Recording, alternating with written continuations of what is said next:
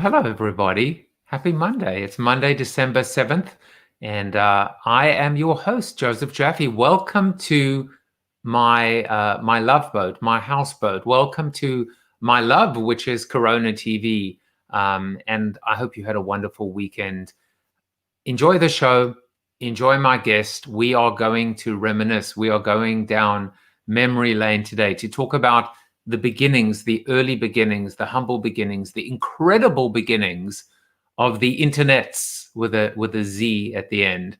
But why are you seeing me before the intro? Simply put, I have a new intro for you, and I hope you like it. Let's go for it. Let's play it. But he's officially...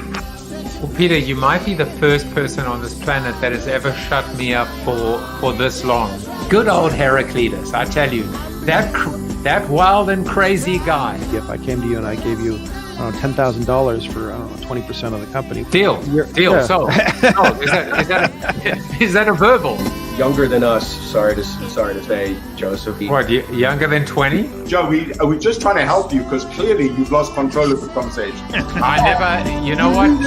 With all due respect, I never had control of the situation. Doesn't mean I'm gone. What doesn't kill me makes you stronger. Look at you! You are insane. How did I do that? You're insane. Well, I hope you like it. New edit, new mix. A change is as good as a holiday, and that was my change. And I feel like I just went on vacation. Maybe not on the houseboat, but I feel like I've gone through some kind of a rebirth as well every time I do an intro. My mother is here. Hello, Ma. I hope you enjoyed the new intro to the show. You're going to love the show today. You might not love the fact that the weight is still not what it needs to be. It is Monday. It is Fat Blogging Day. And as you can see, it dropped a little bit, 1.2 pounds. But I'm just not being able to get to where I need to get to. I want to get back to 181, 182. But this is fat blogging. It's what I call, if you're new to the show, weight loss by community. It is transparent. It is honest. It is figuratively naked. And you know what? You can run, but you can't hide. I also want to just say a little, you guys know this, right? You know that my wife started a new account on Instagram called Things I Love 203. Today they're sharing it on Facebook, and it's the next level of their promotion. And so I want to ask you, I don't ask you to do a lot, but here's what I want you to do today. If you will do this for me, go to Instagram, go to @ThingsILove203 and follow the account and share it and tell people about it. Daily postings on fashion, on interior decorating, on interior design. Both my wife and her partner, Dory, are super, super talented. And I think, these are challenging times, but we're seeing ingenuity, we're seeing creativity, we are seeing the power of the entrepreneur. And so every time someone starts a new concern or a business, I want to promote you. Send it to me. I will promote you guys free of charge, just like I'm not charging my wife to promote Things I Love 203. And in fact, if you guys remember, I even said they could sponsor the show. So there you go. Things I Love 203 are sponsoring the show today. So go follow them and you won't regret it. Let's do some birthdays, shall we? My good friend, Hugo Hanselman, happy birthday to you. He had a birthday on Saturday, as did Bensi Sudak, Kerry Conn, Alan Ives, a lot of blasts from the past. And I'm wondering if Pedro Lerma is Pete Lerma. I'm going to have to find that out. Who else? Benjay Young, Ken Valady, Tiki Abro, Mark Landsberg, Phil Toledano, Len Hauser, one of the smartest people I've ever met. Oh, Craig Newmark from Craigslist. And then finally today on Facebook, Henry Ballanon, Lauren Bendel, and then of course across LinkedIn as well, 3 days of birthdays from Dave Cushell, Alan Friedrich, Jacqueline Katz, Jan Renier, Who else? James Bussell, Sean Ling. Happy birthday to all of you. Now, as a reminder, the show is now at 12 noon. And so every day this week, you will see the show at 12 noon. On tomorrow, Ted Wright. We're going to be setting a record for number of views of the show because this is the man who wrote the book on word of mouth. So let's see if word of mouth works. And then on Wednesday, David Rendell is going to talk to you about how to find and embrace and explore your freak, your inner freak, your freak factor. We'll be talking about influencer marketing on Thursday, and then finally another community show on Friday with Chris Penn, Marcus Whitney, Scott Monty, Jan Zlotnick, and Trisha Ben. I cannot wait for the week ahead. But today, we're going to focus on a little bit of a legend, Bob Heyman. He might, his title might say managing partner of the digital entertainment group and publisher at Kidster, but this is a man that was there at the beginning. This is a man who traces his roots and the origins to the beginning of the internet, and he is just filled with incredible stories. Well, today's National Letter Writing Day, and because it is National Letter Writing Day, I thought that I would do something different for the seated soliloquy. I thought I would actually write a letter to myself. And today I'd like to read you that letter. It's also about handwriting, actually handwriting the letter as opposed to typing it up. And so I wrote this letter, and I'd like to read it to you today as part of the soliloquy. Dear Joseph, it's December 7th, 2020, and looks like you're going to make it through a year that's lived up to its billing. They say hindsight is 20/20, except in 2020, when you didn't need any time, space, distance, or perspective in order to recognize you were living through a once-in-a-lifetime experience. It began with a 100-year global pandemic that brought the world to its knees, but also unified the world. Other than an alien invasion, what else could have touched every single human being on this planet? Perhaps this was our sign, our clear call to action, to take action with respect to climate change. Other than the alien invasion, and remind me to tell you about that strange monolith that appeared in Utah towards the end of the year, this is perhaps the only other world event capable of impacting every single one of us. This was our dress rehearsal. This was our dry run. Did we pay attention? Did we pass the test? Were we ready? 2020 is a year that sucked for humans, but absolutely rocked for humanity. In a bizarre and twisted way, it took a mad king to get us to pay attention to systemic racism, and with it a whole host of imbalances and injustices in the world. It was a year in which people debated whether Black lives or all lives matter. It was a year in which dead dictators from Venezuela conspired to influence a general election. It was a year in which too many people were taken from us too soon.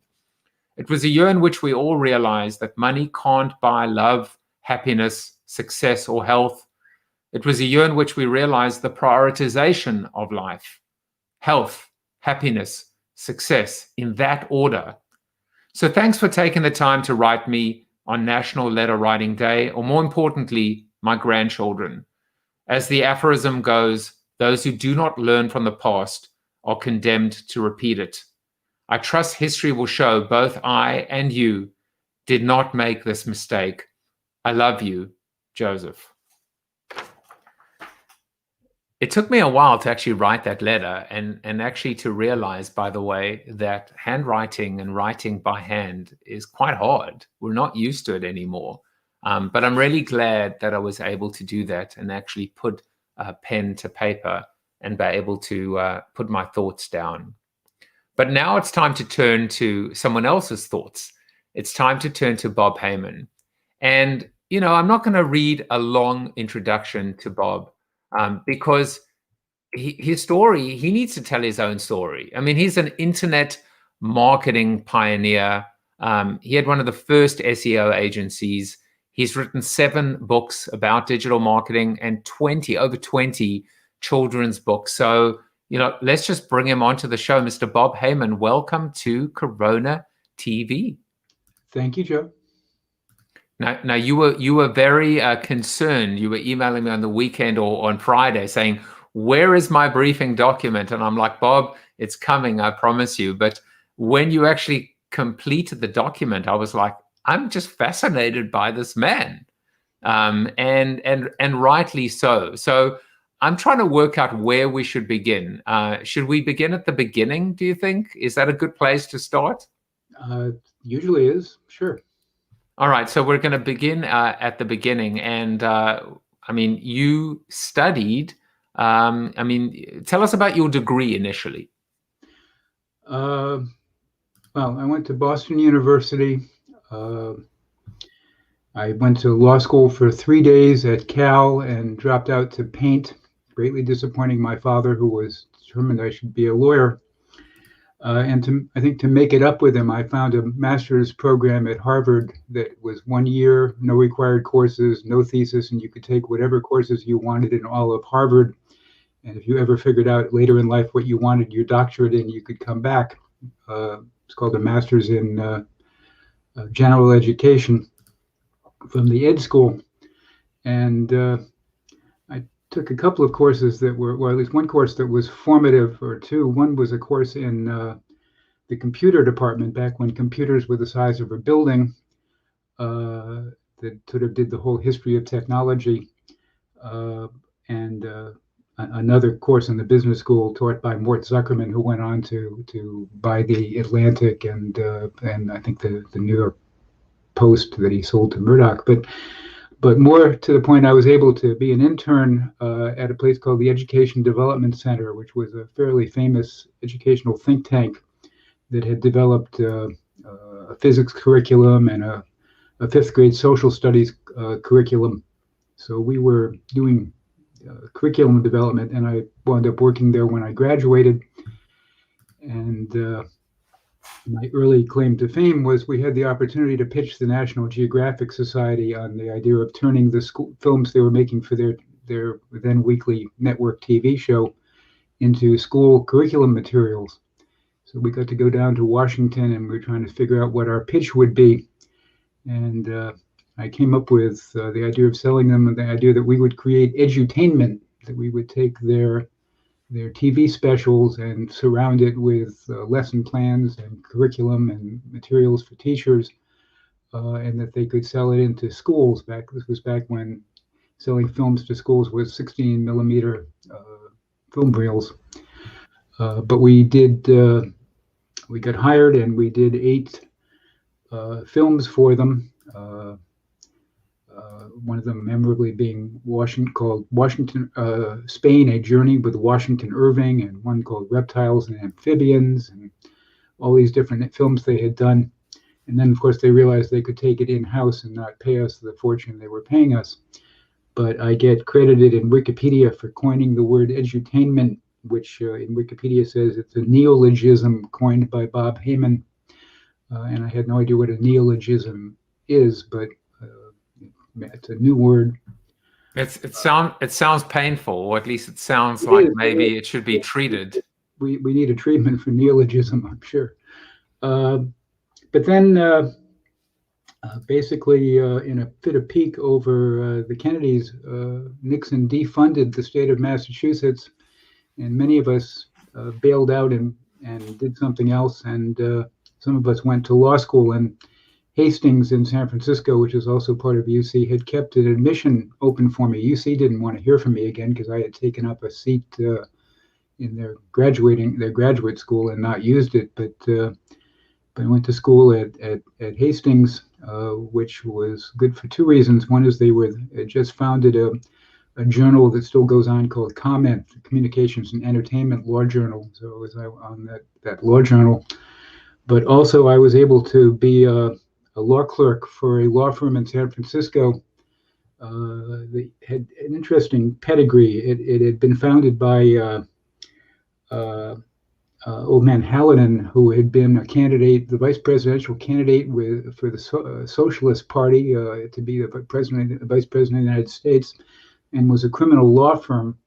But 2 of the lawyers who had been criminal lawyers wound up, because they wound up defending what the Grateful Dead in a drug bust, had morphed into being entertainment lawyers, and they were so prominent they could get you and your mother and your wife a record deal if they cared to. So So I clerked as in a music law firm and wound up when I got out of law school continuing to practice entertainment law, which back then basically meant you got record deals for rock bands, and if you were successful, you got to negotiate the contract. You never actually went to court. You were basically a deal guy. But the music business being so corrupt, in the film business, agents negotiate deals, but in the music business, lawyers negotiate deals. So. All right, so let's pause. Let's pause there for a second. Sure.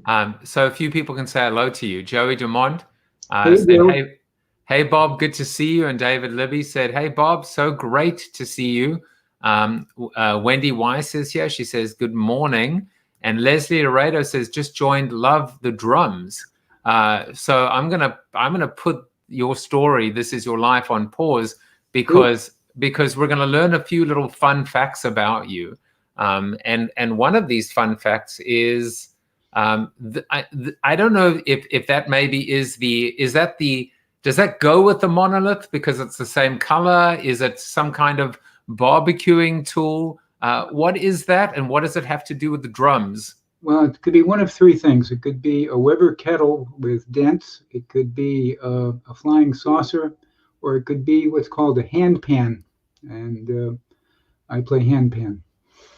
All right, so I am going to ask you, if you don't mind, to give us a little demo on Corona TV of what a hand pan is. It sounds like something that Peter Pan might actually use, but give us a little demonstration of your drumming prowess. It's drums, right? It's a kind of a drum. Well, it's considered a drum, although it's kind of a cousin to a drum. It's closer to a steel drum. You know, the Trinidad thing. It's tuned steel.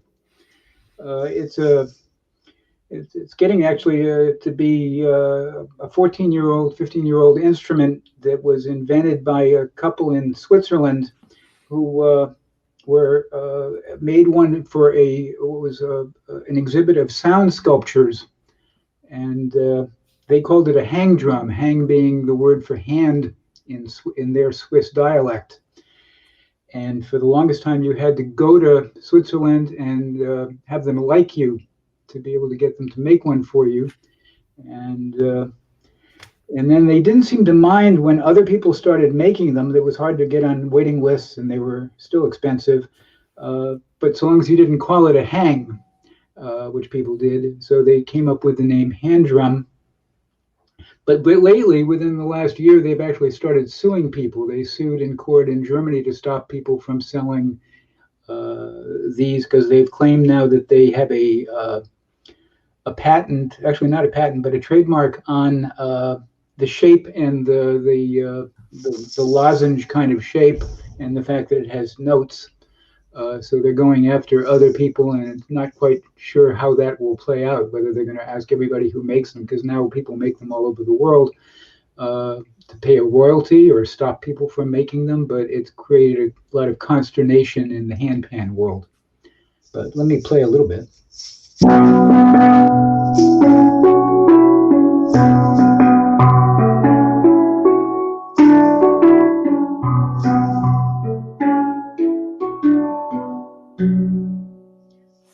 To play them with these little finger shakers, but I am probably the only person in the world who does that. Basically, people play them with fingers.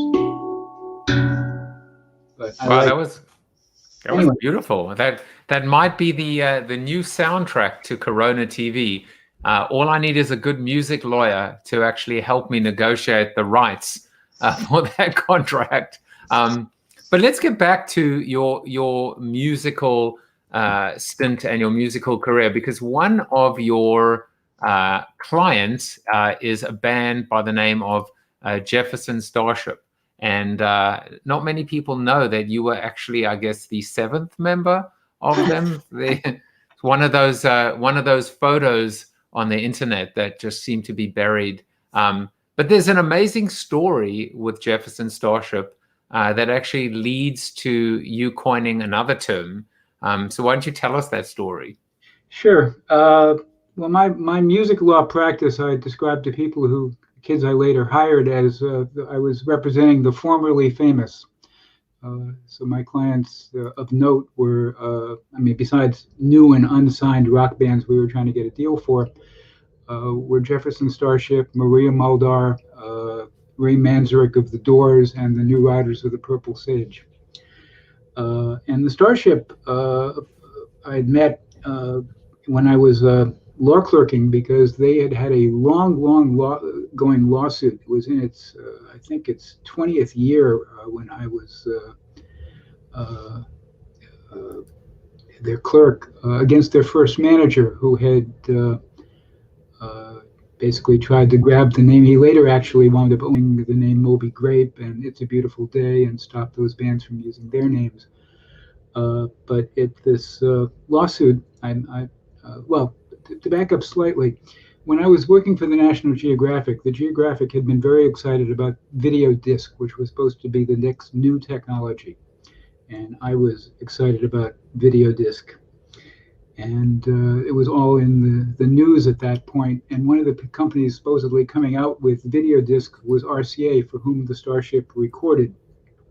So one day, actually taking a piss next to Paul Kantner in the bathroom at the courthouse, he and I got into a discussion about how video disc, and he said, well, don't forget about us. We want to be part of the video discs, because Paul was very into sci-fi, had popularized the word Starship, and wanted to be with whatever the newest technology was. So coming out of that, I wound up being one of the many lawyers that worked for the Starship over the years.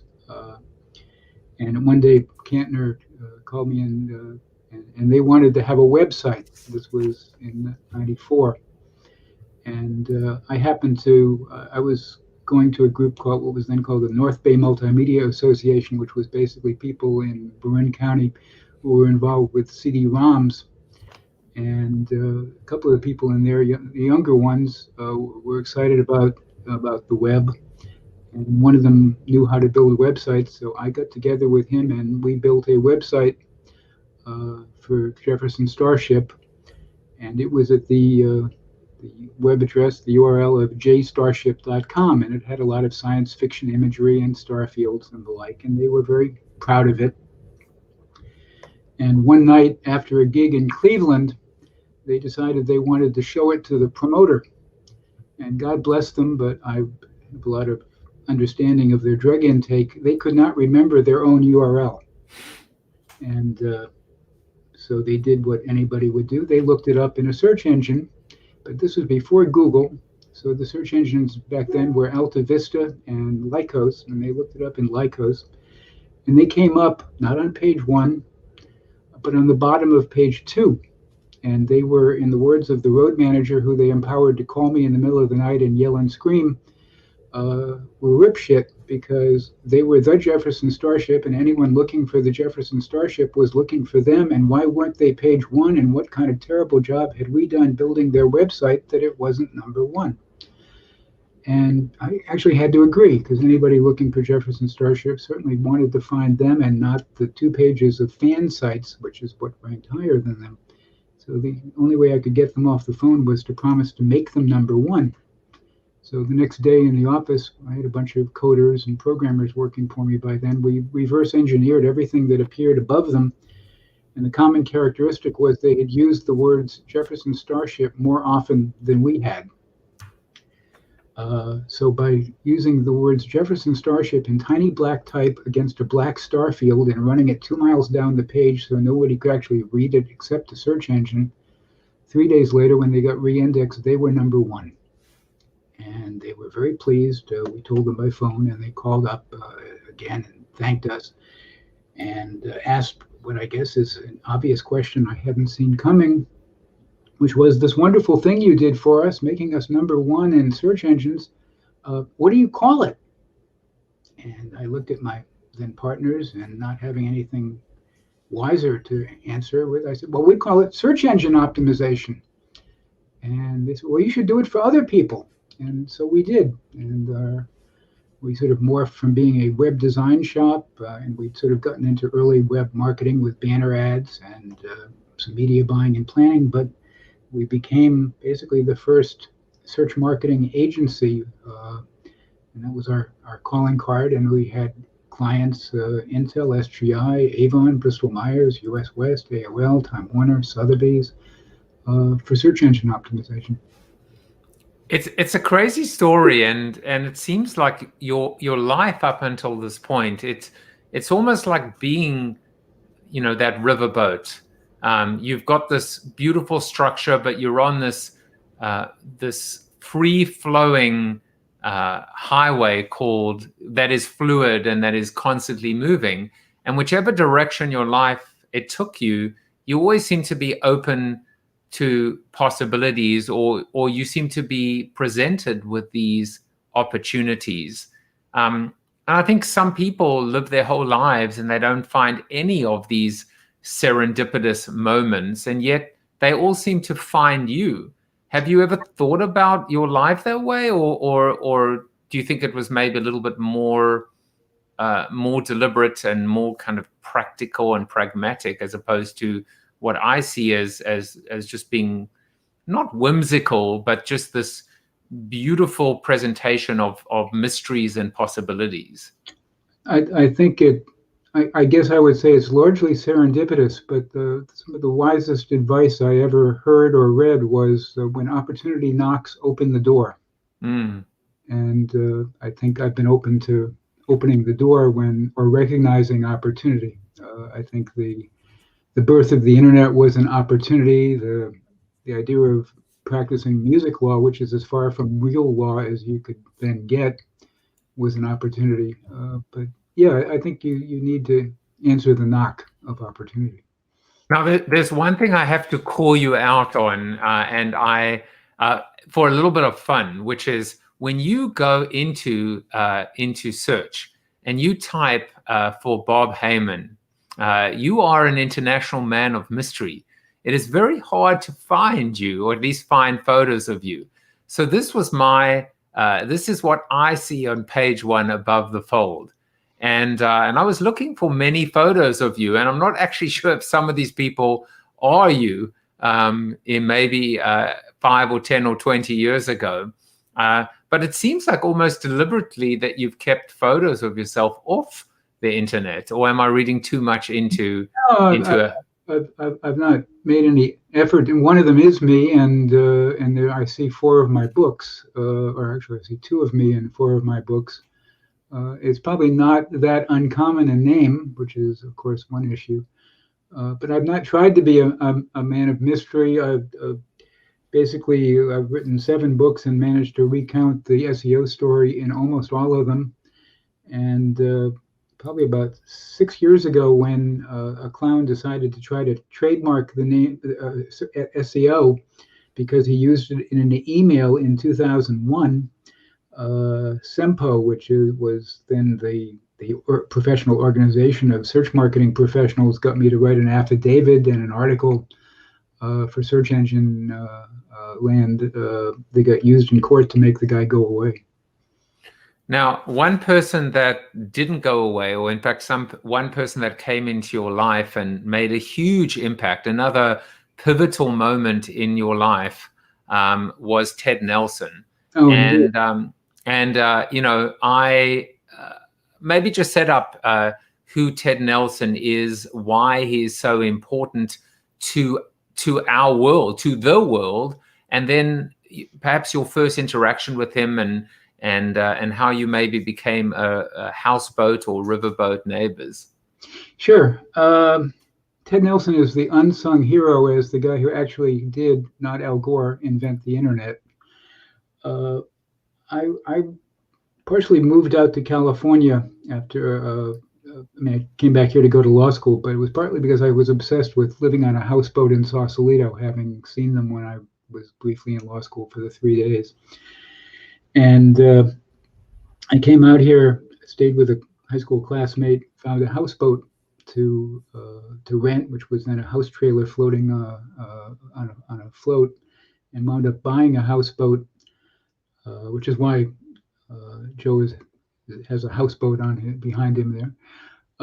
And the houseboat I bought was called the Bret Hart, and it was a houseboat that had been built in Benicia by a whaling captain who had the thought that he would rent it out while he went whaling for 2 years at a time.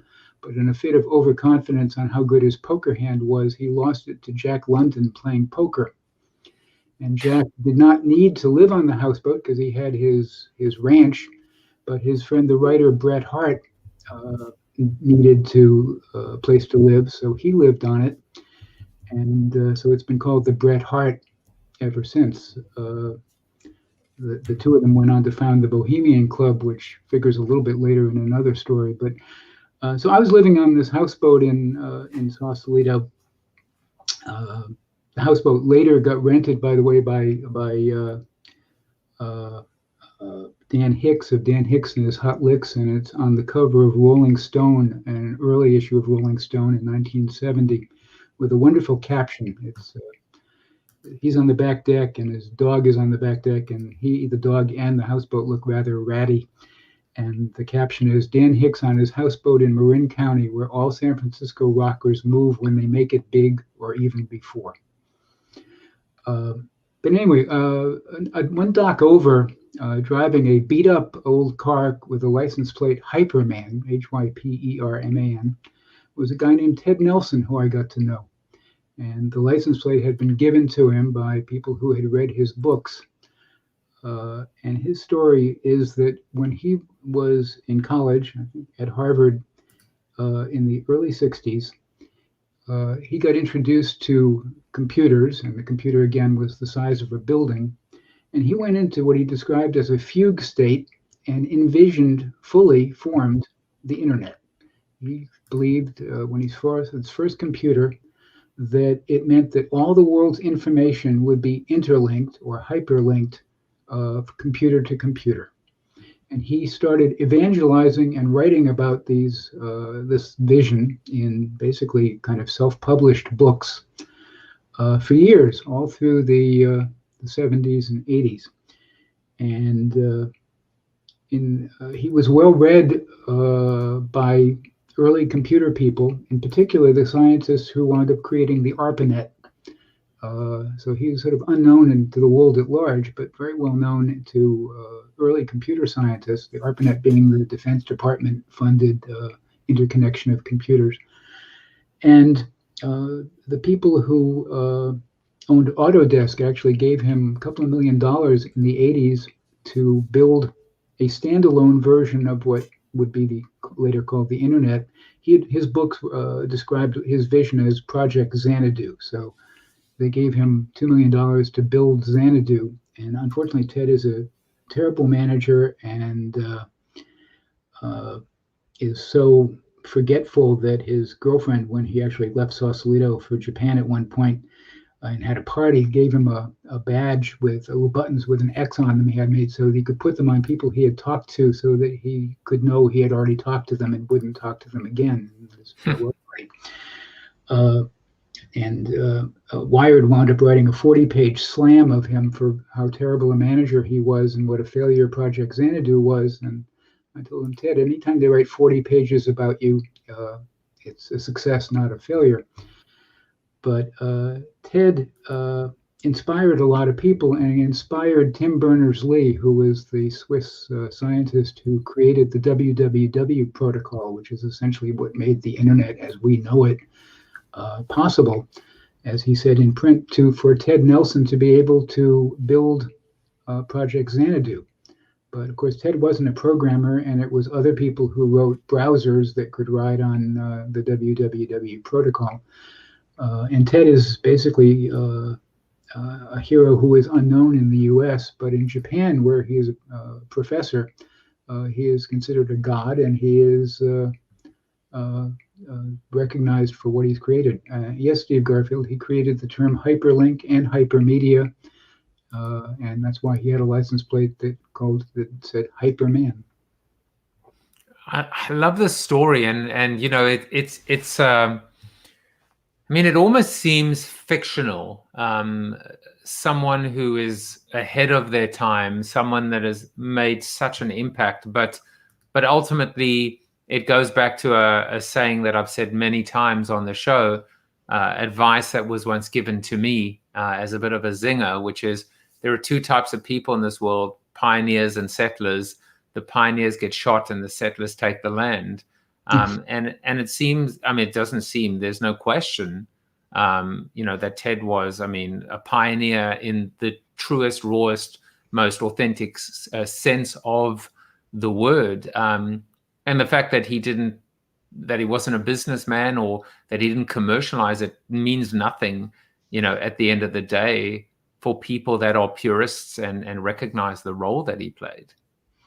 Well, I think he's probably less an inventor of the internet than the visionary who envisioned the internet. And visionaries, I think, rarely capitalize on their vision.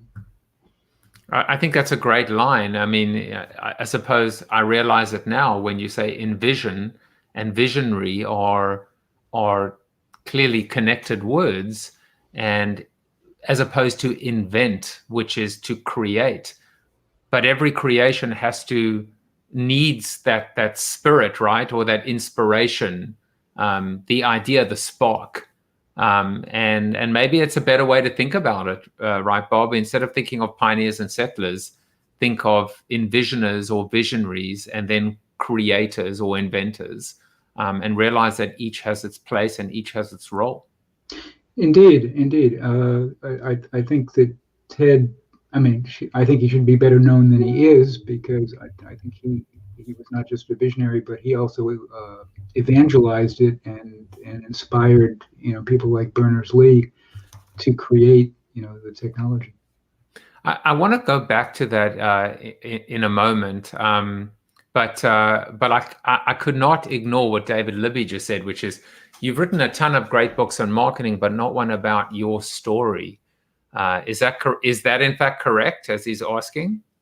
Well, in my books on marketing, I have recounted the SEO story, but I'm threatening I'm making notes for a memoir, but I'm blessed with a wife who is totally unimpressed with me, who thinks, well, why would anybody want to read your memoir? But maybe you can take the transcript of our conversation today and the after show and use it as a bit of fodder. What I've found, by the way, part of my own creation, I've written 5 books. Each book, I think the most words I wrote was 90,000 words, and the books probably range between 65 and 90,000. And the soliloquies themselves are between 300 and 400 words. They take between 3 and 4 minutes to actually talk through. And then I took the soliloquy today, which is about 350 words, and I was surprised how hard and how long it took to actually write in words. It's been very interesting to think about expressing words, but by the way, when you look at 90 minutes of content, that's a ton of words. Your entire book could be written in 1 week of Corona TVs, and all you got to do is transcribe it. So I hope this is a little bit of a kickstart, because your stories are fascinating. The people that they're not just fascinating stories. It's just an account of the beginning, the humble beginnings. By the way, before we continue, Ted Nelson's website is the greatest website in the whole world. It's kind of like what you would expect from anyone who wrote the Clue Train Manifesto as well. They're just they look like they've just been frozen in time. This is, I'm sure there are other websites, but this is what I found, by going to, I love it. It's so real and it's so true. Ted is an absolutely fascinating and remarkably modest guy. So now, by the way, Tom Morris says, I think lots of us would love Bob's memoir, and a LinkedIn user, we don't know who, said, a well-deserved recognition. Bob is one of the smartest guys in any room. Have fun. Well, I hope everyone is having fun. But I want to now talk about, it's 2020. My letter to myself reflected on, on the year that is, the year that was, the year that will be. And we've had many conversations throughout the course of Corona TV about social media and how it's turned and taken a turn for the worse, and how many people have almost have now pointed the finger and blamed not just social media, but the platforms. Before we get into that, I would love for you to go back and look at that, those humble beginnings, those early days where you were absolutely at the, at those moments, those inflection moments, those forks in the road. And it was a question I asked you before, which is, how far have we come, in terms of the internet's evolution? Have we lived up to the promise and potential of what the web, of what the World Wide Web, the internet promised to bring to the table, or have we fallen short of that expectation as told and only as could be told through, the eyes of Bob Heyman? Well, I think we've, I guess I would say we've fallen short, but it just reveals something about human nature that is not something pleasant. Ted's vision was that computers made hypermedia possible, and that meant that all the world's information would be interlinked. What it's also meant, which he didn't foresee, certainly I didn't foresee, was all the world's misinformation would be interlinked. And that turns out to be just as powerful, apparently, as linking together all the world's information. And it's destructive, I think. I think he would be disappointed. I mean, I think certainly the early days, he, and I shouldn't speak for him, but I thought this was just a force for good. I mean, certainly a business opportunity, but also that connecting the world in this way would be sort of an unalloyed good thing. But human nature being what it is, it allows the neo-Nazis, the conspiracy theorists, the people who have spread disinformation for bad purposes to also be much more powerful. And it seems that uncovering those people under those rocks is probably a worse thing than empowering all of those good people together. I'm demoralized and depressed by what the internet has made possible. I mean, it seems like the analogy is opening up Pandora's box and not being able to control the result. Almost maybe another way to think about it is to be careful what you wish for. Yeah, it's and there's just more malevolence in the world. I mean, I guess we all should have known that, but it's more evident than it had been, I think. It was funny because, one of the things, and I've discussed this as well, is the promise of anonymity. That was one of the greatest gifts that we were given, that David could slay Goliath, that an average Joe, maybe this average Joe, would be able to have a voice and express themselves, and eventually, as it's known today, go viral. The concept of LinkedIn user, right? I know it's ironic that it says LinkedIn user. It's probably just someone who hasn't logged in, etc., because my profile is public. But there was something amazing about being a LinkedIn user as opposed to being able to identify yourself by your name, especially if you felt you didn't have a voice.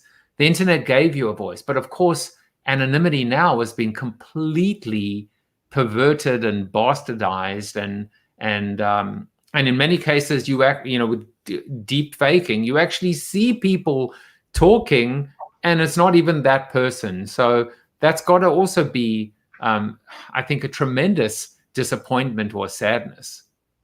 Yeah, no, the deep fake thing, and the Russian Internet Research Bureau, the fact that the conversation could be dominated by bad actors and using fakes and bots, to me, it makes me pine away for the world of 3 TV networks and not so much diversity. And I never thought that I would see the evolution of technology as something that wasn't a good thing, but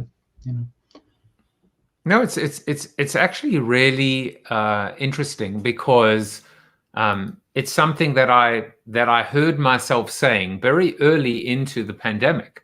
I heard myself saying, I long for the days where you would pick up a morning newspaper and maybe an evening newspaper. Certainly in South Africa, we had a morning newspaper and an evening newspaper, or the fact that you would have the news in the morning on television and then maybe at lunchtime, the 1 p.m. news, and then again in the evening.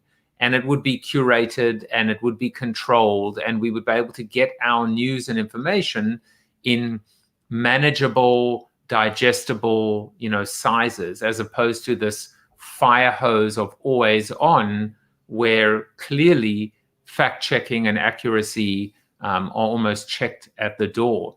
But let me ask you this question, which is, if this is a show, and it is, about hope, positivity, and optimism, is there hope, positivity, and optimism? Is there a light at the end of the tunnel? Can this be fixed? Can we fix this? I think so. I mean, I was thinking as you were saying that of if we were going through what people went through in 1918, the last major pandemic, without Zoom, without the internet, without phones, without Corona TV, it would be a much lonelier, truly depressing existence, I think, than we have. We have these tools that allow us to get through something as dreadful as COVID with community. But I do miss curation. I mean, the way journalists were, and nobody's allowed to curate anymore because, you're not the boss of me, so you can't be a curator. But information is not curated. People, I have a friend who is a Trump supporter who keeps posting what to me is fake information, and I post, fact checks, and he won't even pay attention to Snopes, but let's say from Reuters, and he goes, "Oh, I don't trust any fact checkers." Well, I mean, I'm not sure where you go with that. I mean, you can't present checked facts from anybody that is considered a curator of even fakes. I just don't know where you go because technology is not. I mean, it can do a lot, but it can't exactly change human nature, apparently. Well, actually, to that end, your quote of the episode has to do with that, and this is your quote: "The people decrying the net are using technology as a scapegoat for the fact that we haven't, as a society, addressed these problems." Yeah, no, indeed. I mean, and people, blamed television for bad behavior by teenagers, 50 years ago, and technology is an easy scapegoat. But if we don't address, but I do think that technology has empowered basically, the current challenge to democracy in ways that are very dangerous. But I am optimistic that sanity will prevail, I guess. This, by the way, John Schwartz, who wrote this article, he's now a science writer at the New York Times, but then he was a journalist at the Washington Post. He wrote that article in 1996, which I thought was interesting. And one quote I want to read to you from it, he said, "Yes, it's a shame that there are pedophiles on the internet, but the real horror is that there are pedophiles in the real world and that pedophilia exists at all." And I think he was also getting to the fact that we have to change human nature first. We have to change our behavior. We have to change the way that we treat others. We have to, it's easy to blame the gun. It's a lot harder to blame the person that pulls the trigger. But at the same time, I would say the corollary is probably true, which is, to quote, I forget the Australian comedian. I love him, by the way, but I've forgotten his name. He was like, "But the gun kind of helps, though, right?" I mean, you don't just go up to someone with a finger going bang, bang, bang, bang. So, I mean, it's partners in crime and partners that are complicit. But I do think it does remind us to look in the mirror, and before we point that finger, and try and use it as a gun, to kind of take stock and be accountable to our own actions. Yeah, I mean, I think the problem is thanks to communication technology. We know more. I mean, things that were only being said at a Klan rally now are publicly being said on the internet. So we hear about it or we see it and we cringe. But it's not that these were new thoughts. Thank you, Joey Dumont. Jim Jeffries is correct. Jim's rant on guns and on gun control is one of the best clips or pieces of video that I've ever seen. And I definitely recommend that you go and check it out and watch it as well. Wendy says bravo. I'm not sure what she's saying bravo to. It's probably something you said, Bob. So please take the compliment. It's all you. I got to tell you, it's very interesting because, you know, Tom Morris says in the myth of Pandora's box, at the very bottom was hope. So there is a lesson there. And Stephen Rubin says it's easy to blame someone else. Why don't we try blaming ourselves? Well, I think that's the point, right? The point is we have to be able to take stock and realize that sometimes a powerful tool in the wrong hands can be a very powerful weapon. We choose at the end of the day whether we want to use this force for good or for evil. Well, to quote the great philosopher Pogo, I've seen the enemy and it is us. And in fact, that quote was in the article as well, John Schwartz's article. So I hope that there is hope. I believe that there should be. I mean, you were around at the very beginning. You were hobnobbing and interacting with the visionaries. And maybe it's time for new visionaries to rise up and also to partner with the older visionaries and be able to envision whether it's a new internet or a new social media or a new way for us to your point, Bob, harness the power of community, because that is the power, and the interconnectedness, the hyperlinking, the hyperconnectedness with truth and honesty and accuracy in order to create, dare I say, I don't know, what is it now? 3.0, 4.0, 4.1 beta? Yeah, well, probably like Apple, we should skip a couple of generations and go right to 11 or 12. But no, I am hopeful, and I think that Pandora reference is apt. I think once we kind of get all this evil out of our system or disinformation out of our system, that there'll be a purging of some sort and hopefully an appreciation again for science. I hope so too. Now, in your spare time, you're the only man who I can pull up a book on digital engagement with interlinking @ signs, which was the quintessential cover back in the day, with also, the kids meet Dylan. Your life has come full circle, and part of your passion and part of your purpose now is to fuse the worlds of education and, quite frankly, entertainment, but really education to children and, of course, your love for music. But talk a little bit about this fusion now. I guess we might need a new term, right, Bob, which is not edutainment, but I don't know, what do you call the fusion of education and music? I'll stick with edutainment since I lay claim to it and I'm trying to embody it. I got to write 7 books, mostly with my cybernautics partner, Leland Harden, and I was pleased to see some of them get used in business schools and have some degree of an impact. But I'd wanted to get back to the children's thing ever since, because I basically went to the ed school because I had that interest. And again, and I guess it's serendipity, but the guy who had played, I wound up, mostly because of the video disc idea, which I touched on earlier, Marty Ballin, who was the lead singer in Starship and the actual founder of Jefferson Airplane, and I decided we would write something to be a video disc, again, because RCA, their label, was imploring them to write a video disc. Video discs turns out to be, along with 8-track, the only technologies I've ever heard of that actually failed. But at the time we wrote it, it was the next big thing.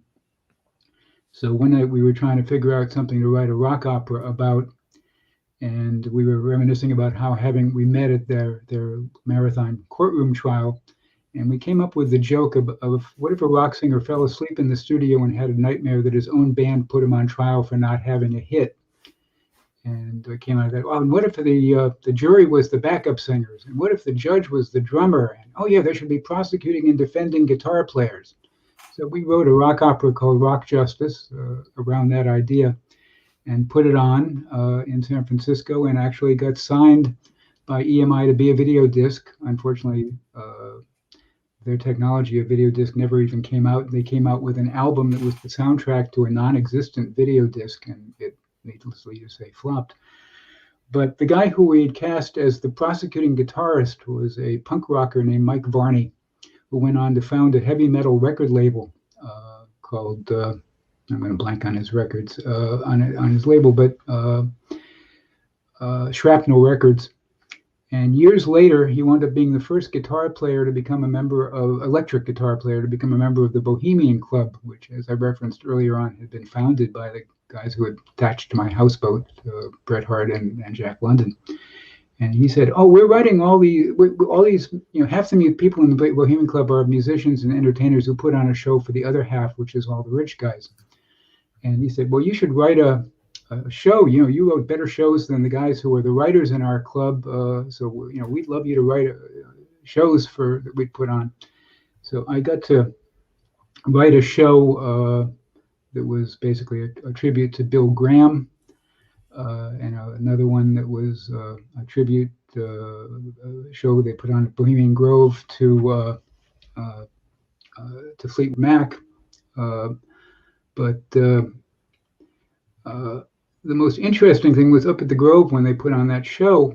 The guy I wrote the show with was a guy named Jeff Melvoin, who is the showrunner for Army Wives and a bunch of other TV shows. And he said, "You want to write another show?" Now, I should kill the ending by saying I never got to be a member of the Bohemian Club, because when it got out to the other writers that I was being asked to write shows because the musicians weren't happy with what the writers were writing, the writers nixed me as a potential member. But I did get to write 5 shows.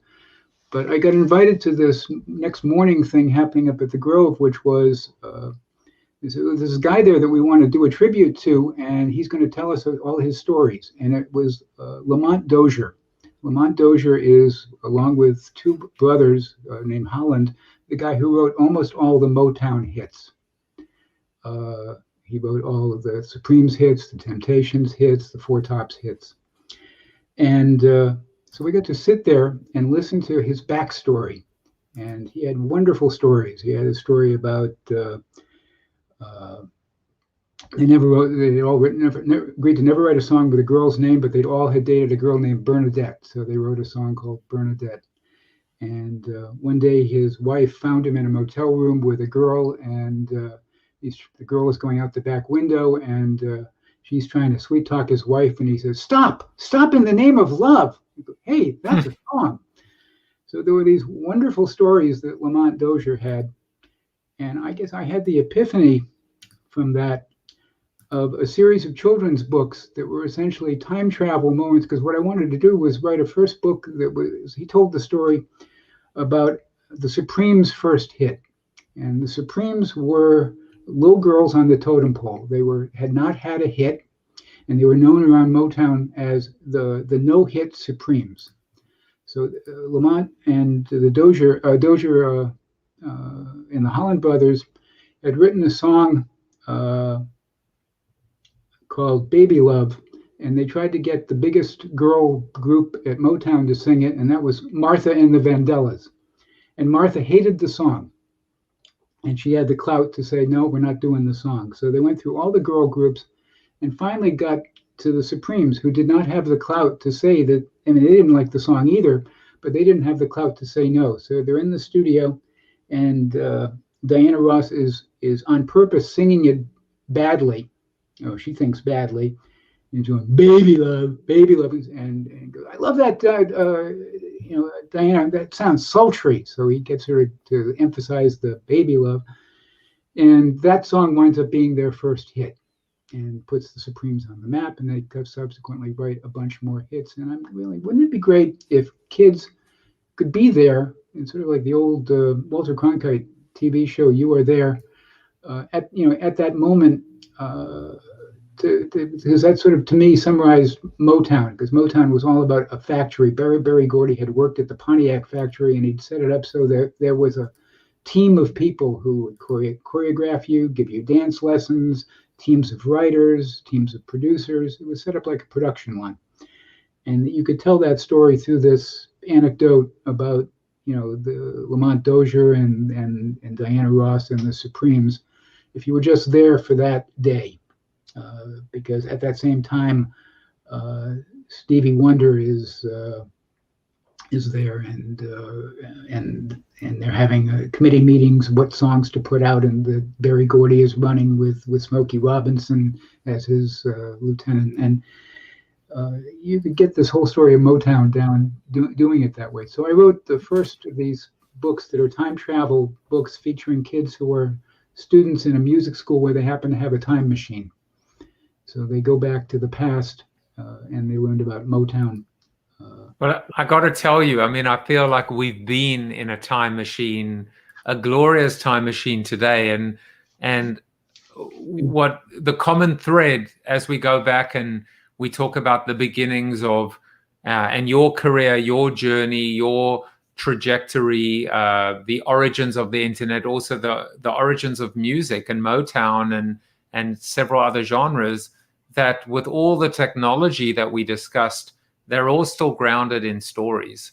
And we're going to move over to the Zoom after show in about 60 seconds. And you can continue if you want to come and hang out with Bob and find out more stories. But before we leave, Bob, I have a question for you. This week's Corona question, which you are the lead-off hitter, is what has been the most fundamental change in your lifetime? And I think the context of it is from a business perspective, but honestly, you can answer the question any way you want. Well, I guess I'd have to say the internet, both as a marketing technology, how it has evolved and made possible both search, which has really supplanted word of mouth as to how we find out about products. It's enabled affiliate marketing, which took something that was really just kind of an obscure referral idea and made it a whole business model.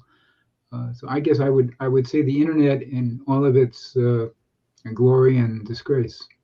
Well, in all of its glory and disgrace, there's still time in 2020, and there's still time for us to correct our ills, face ourselves in the mirror, fix some of the things, and maybe begin the next glorious chapter in what I hope will be a long-standing and beautiful story. Bob, thank you for coming in and sharing your just fascinating story and past, present, and future. And we'll head on over to the Zoom after show. But before we do that, we just need to hear from Chuck Norris. You are Chuck Norris approved. There you go. See you guys tomorrow. Thank you, Jim. Thank you for watching Corona TV with your host, multiple author and global keynote speaker, Joseph Jaffe. Corona TV is the show about hope, positivity, optimism, and if there's time left over, a little bit of marketing. The after show on Zoom starts right now at bit.ly/Corona TV After Show. If you like the show, tell a friend or two. Please subscribe to the show at CoronaTV.show. And if you want to get inside news, previews of upcoming guests, and much more, text Corona TV to 66866 or visit josephjaffe.com/subscribe to sign up for the show's newsletter. And despite the best ministrations of your wife, you still look ugly.